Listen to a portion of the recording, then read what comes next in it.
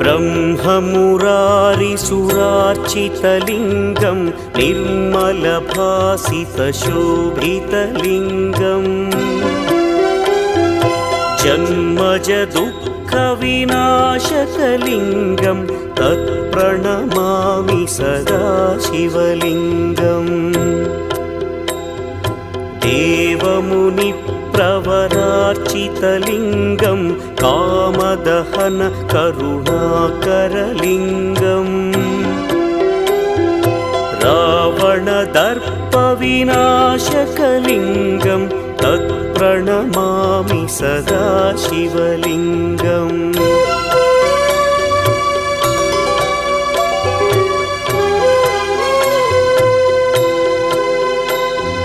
सर्वसुगन्धसुलेपितलिङ्गं बुद्धिविवर्धकलिङ्गं